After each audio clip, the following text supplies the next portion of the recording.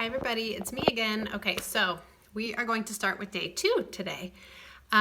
Yesterday I posted an introductory video on what the group is going to be about, and it also talked a lot about blood sugars, a little background information, and what the first pillar actually was. If you did not watch that video yet, I encourage you to go back and please watch that. I also posted a bunch of information after that video on the page, and that kind of reinforced what I was talking about. I gave you some information on how to differentiate a roller coaster carb versus what I call the Sunday drive carb, and then how to see your carbs differently, not just in terms of one specific type of food, but collectively. So what I mean by that is, how do you see your entire plate? Is the plate that you're eating and all the foods on your plate, is it a roller coaster plate or is it a Sunday drive plate, in terms of what does it do to your blood glucose levels after you consume it? And then I also talked about seeing your day that way, your entire day, all your different plates. Did you have a roller coaster day? Meaning, did your blood sugars go like this all day long because of the things that you were eating? So like I said, if you didn't watch that information or you didn't see the posts that came after that video, please go back and try and find that and watch it. Today, for day 2, I wanted to kind of continue in that same vein and talk a little bit more about blood sugars. But today I wanted to give you just some practical tips on things that you can do to strengthen pillar number 1, but more so in terms of the holidays. You know, how does this relate to the holidays? Because let's face it, guys, everybody knows that this time of year, we're going to be eating, right? We're going to be eating things that we normally don't eat. And there's just going to be things that come across our plate that we're going to want to eat. And we don't want to be deprived, and I don't want you to be deprived. But a lot of the things, mashed potatoes, pies, cookies, cakes, you know, these are things that typically send glucose levels on a roller coaster, right?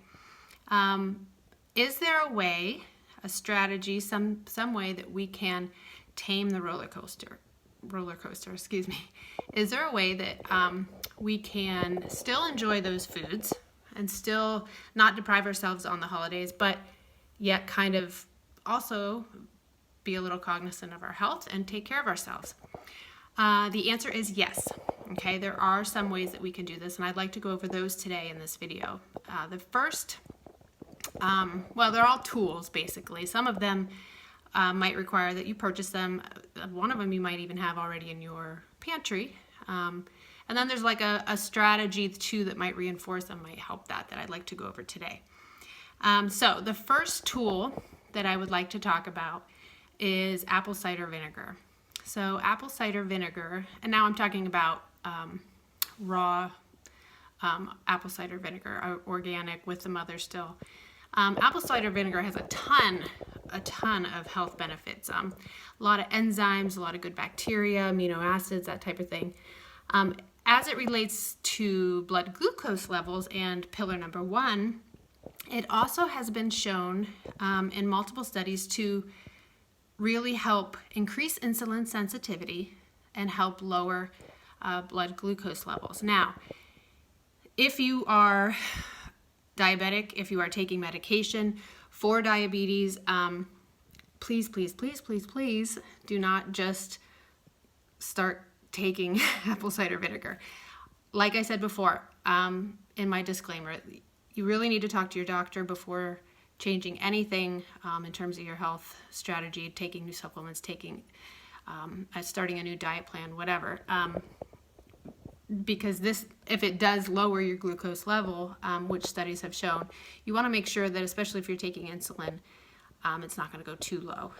Or if you're reactive hyperglycemic, you want to make sure that that is safe for you. So I'm giving you things that for the general public have worked and studies have shown are beneficial, but you specifically need to talk to your doctor about what is okay for you. So that being said, the studies that I'm referencing, some of them have shown that, I mean, it's lowered glucose levels by like 19 to 34%. The 34%, that study actually showed that it did it immediately after a high carb meal of like 50 grams of white bread. So that's pretty significant.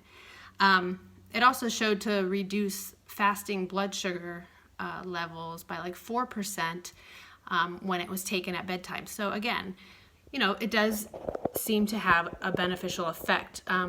Now, how would you take that?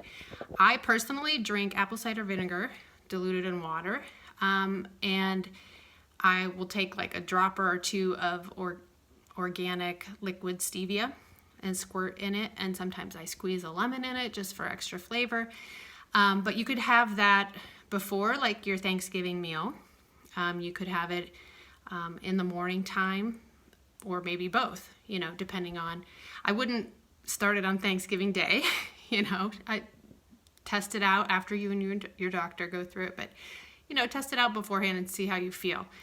Some people too just have a hard time with acidic things depending on your digestion and your stomach. So again, you proceed with caution. And as far as how much apple cider vinegar, again, talk to your doctor, but don't overdo it. Apple cider vinegar has a ton of really, really good ingredients and benefits, the things that are in it, but you can get too much of a good thing. There's been studies that show people that overconsume apple cider vinegar have had problems as well. Things like brittle bones, low potassium, which is kind of ironic because apple cider vinegar has potassium in it, but I think the study that actually showed the low potassium was a woman who drank quite a bit of it, like 8 ounces of it every day for 6 months. So it might have been like a chain reaction that prompted that. I don't know, but either way, it's important to kind of proceed with caution when we're talking about things that do have such a dramatic impact or can have such a dramatic impact on blood sugars. Also, it's been shown to like erode tooth enamel, burn skin, like, because it is acidic. So just kind of be forewarned and proceed with caution. The other thing that I did want to talk about, another tool that can be used, is Plexus Slim, aka the pink drink. You guys have seen me with my pink drink. I have talked a lot about the pink drink. The pink drink was actually developed as a diabetic supplement to begin with. So because the ingredients in it can be very beneficial for glucose balance. There's 2 different forms of it. There's the Plexus Slim Microbiome Activating, which has a lot of prebiotics and stuff for good gut health, which actually I'll talk about when we talk about another pillar, the gut health pillar. But then there's the other one, it's Plexus Slim Hunger Control. Both of them have the same glucose regulating ingredients that I find really beneficial for this particular pillar when we're talking about glucose. Because, for example, it has alpha-lipoic acid in it, and alpha-lipoic acid is an antioxidant that has so many good, I couldn't even talk about it all right now. But basically it improves insulin sensitivity and has this ability to be able to remove glucose from the bloodstream. So it can be very beneficial